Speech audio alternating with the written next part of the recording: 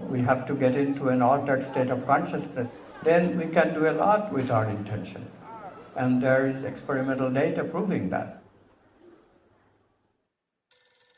I got a call from this Mexican neurophysiologist, Jacobo Greenberg, who said to me that he has some very interesting data that he is not quite able to interpret, but I might be very interested in. So I said, what kind of data? He said, well, this is two people communicating without exchanging signals. This is called non-locality in quantum physics. Without local signals going through space and time. If such communication is occurring, we would say that yes, these people are connected via non-local consciousness. I said yes, I would be very, very much interested. In fact, that's one of the predictions of the solution of quantum measurement theory that I have. And he said, I know. And so he invited me to come and check out his laboratory, check out his experimental setup. So I went to University of Mexico in Mexico City. I saw that indeed how the experiment was conducted, which was that two people meditate together for 20 minutes with the intention that they will have a non-local communication. Now, this interconnection to consciousness extends outside of space and time. It does not require a signal to communicate. That's the beauty of it.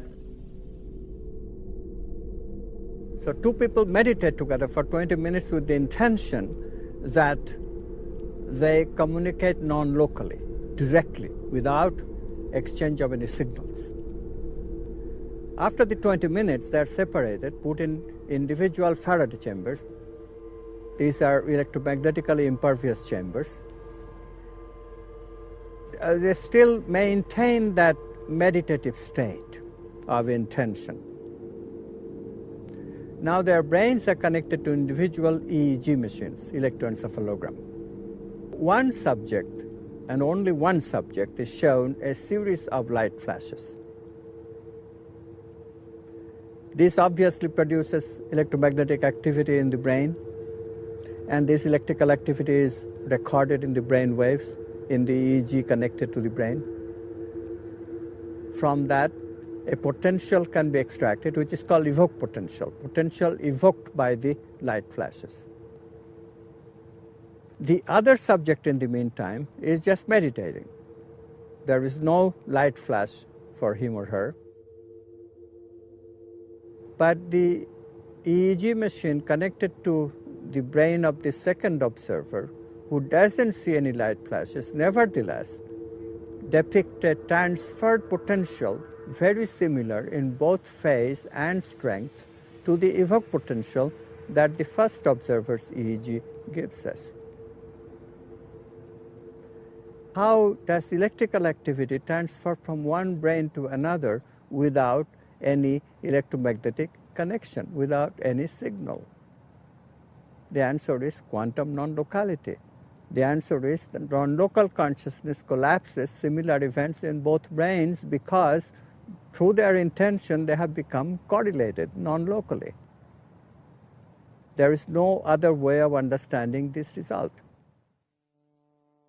Now for a while, scientists objected, okay, maybe Jacobo's methodology was not quite right, maybe there was something wrong with the statistics. But then in 1998, Peter Fenwick in London and his collaborators reproduced the results. The results were again reproduced by another couple of experiments in the early 2000s. The latest one was in 2004 by Liana Standish and her collaborators at Bastille University in Seattle.